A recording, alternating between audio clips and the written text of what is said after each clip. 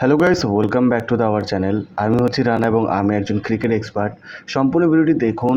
আইপিএলের 10তম match prediction পাওয়ার জন্য যা খেলবে হচ্ছে বেঙ্গালুরু এবং হচ্ছে কলকাতা। এই খেলার শীর্ষক রিপোর্ট পাবেন আমাদের কাছে। তো চলুন প্রেডিকশন শুরু করি। তার আগে বলি, এই খেলা যদি আপনারা দেখেন 50-50% কিন্তু দুই দলকে পান্টার সাপোর্ট করতেছে। তার মানে পান্টার এখানে ভেরি কনফিউজড। সো কনফিউজড হলে আপনারা কী করবেন, এই যে নাম্বারটা দেখতেছেন এটা হচ্ছে ইমো হোয়াটসঅ্যাপ নাম্বার। এখানে আপনারা 100% শিওর অ্যাকুরেসি প্রেডিকশন পেয়ে যাবেন।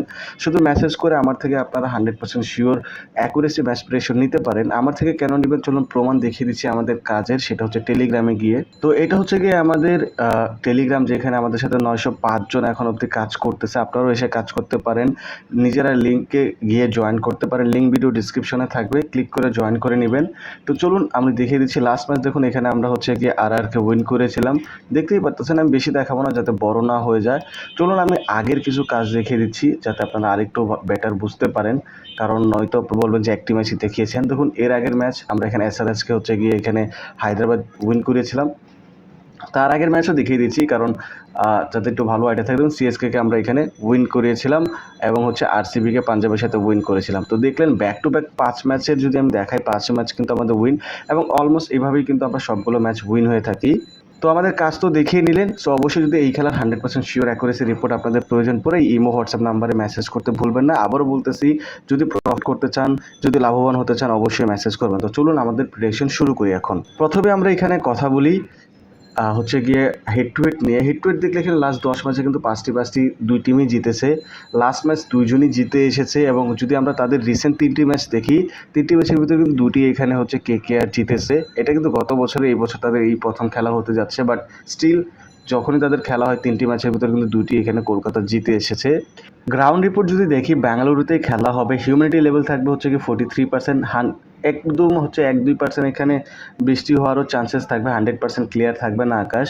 আর এখানে যদি দেখেন সেকেন্ড ব্যাটিংয়ের একটু ফায়দা বেশি, যেটা আমরা দেখতেই পারতেছি। এখানে হয়তো আপনারা দেখবেন একটু অন্যরকম, এখানে ডিফেন্ড বেশি হয়েছে। মেয়েদের খেলাতে ডিফেন্ড হয় বেশি, বাট ছেলেদের খেলায় কিন্তু একটা ম্যাচ খেলা হয়েছিল, একটা কিন্তু এখানে চেজ করেছিল RCB পাঞ্জাবের সাথে। এবং অ্যাভারেজ রান কিন্তু এখানে 170-এর আশেপাশে হয়। আমরা একটা 180 বা 185 রানের একটা ইনিংস এখানে দেখতে পারি।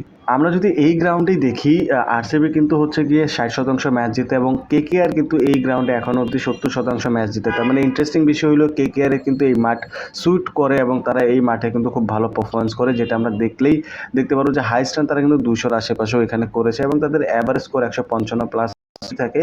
বাট বেঙ্গালুরু কিন্তু নিজস্ব মাঠ, যেহেতু এখানে তাদের অ্যাভারেজ এবং হাই স্কোর কিন্তু ডেফিনেটলি অনেক বেশি।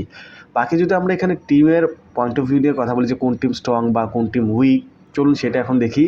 তার আগে বলে নিই, এই গ্রাউন্ডে কিন্তু পেসারদের বেশি হেল্প পাওয়া যায়। ডেফিনেটলি পেসার কাদের ভালো সেটারও একটা অ্যানালাইসিস করে আপনাদেরকে দিচ্ছি। বাট এখানে 50-50 স্পিনারও কিন্তু এখানে উইকেট নেয়। সো টিম কম্পারিজন করলে ওপেনিং যদি দেখেন, আমার মনে হয় RCBর ওপেনিং ডেফিনেটলি ভালো রাদার দেন হচ্ছে KKR-এর থেকে। আর মিডল অর্ডারের কথা বলে, KKR-এর মিডল অর্ডার খুবই উইক। তাদের হচ্ছে গিয়ে শেষ আয়ার, নীতিশ রানা এবং যারা আছে তারা কিন্তু মোটেও ফর্মে নেই। বাট এখানে যদি RCB দেখেন, তারা মোটামুটি ফর্মে আছে। পাটিদার যদি ফর্মে আসে পড়ে তাহলেই হয়ে যাবে এখানে। ব্যাটিং ডেপথের কথা বললে ডেফিনেটলি KKR-এর কাছে নিচে অবধি একদম 9th অবধি ব্যাটিং অর্ডার রয়েছে, যেটা RCBর কাছে নেই। বাট তারা ইম্প্যাক্ট প্লেয়ার ইউজ করে কিন্তু সেখানেও ইউজ করতে পারে। তাদের সেক্ষেত্রে একটা হয়তো বলার কম্প্রোমাইজ করতে হবে। এখানে যদি দেখেন পেস অ্যাটাক দুজনের কাছে ডিসেন্ট রয়েছে, বাট আমার মনে হয় RCBর কাছে একটু কী বলে ওটারে সমান্তরাল বা নিউট্রাল পেসার রয়েছে। এখানে KKR-এর কাছে হচ্ছে মিচেল স্টার্ক ছাড়া খুব একটা ভালো এখানে দেখা যাচ্ছে না। বাকি স্পিন বলারের কথা বললে ডেফিনেটলি KKR-এর কাছে বরুণ চক্রবর্তী এবং হচ্ছে গিয়ে সুনীল নারায়ণ রয়েছে। বাট যেহেতু নিজস্ব হোম গ্রাউন্ড মাঠ, স্পিনার এখানে ডেফিনেটলি আমার মনে হয় RCBরটাই ভালো করবে। সো এতক্ষণ আপনারা অ্যানালাইসিং দেখলেন, এটা হচ্ছে পয়েন্ট টেবিল, যেখানে দেখে নেন KKR কিন্তু প্রথম ম্যাচ জিতেই তারা প্লাস রান রেটে চলতেছে, এবং পাঞ্জাবের সাথে হচ্ছে লাস্ট ম্যাচ RCB জিতে এসে কিন্তু তারা এখনও পয়েন্ট নিয়ে এসে, বাট তারা এখনও প্লাস রান রেটে উঠতে পারেনি, এবং তারা 5 এবং 6 নম্বর পজিশনে রয়েছে। প্রেডিকশন এখন দেখে নিই। তার আগে বলি, অবশ্যই আপনারা যদি 100% শিওর রিপোর্ট চান, আমাদের এই ইমো হোয়াটসঅ্যাপ নাম্বারে একবার মেসেজ করে দেন, একদিন নিয়ে দেখুন প্রেডিকশন, দেন আপনারা বুঝতে পারবেন আমাদের কাজ। সো এখানে দেখেন সিনারিও 1, আমরা প্রেডিকশনটা শুরু করি।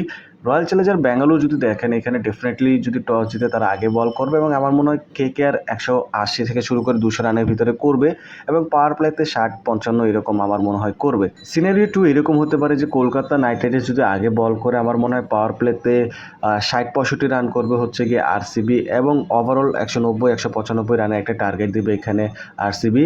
টস উইনার এবং ম্যাচ উইনার দুটোই আমাদের হচ্ছে গিয়ে এই ইমো হোয়াটসঅ্যাপ নাম্বারে পেয়ে যাবেন, সেখানে মেসেজ করুন এবং আশা করি আপনারা বুঝতে পারছেন আজকের ম্যাচে কে জিতবে। So take care, bye by.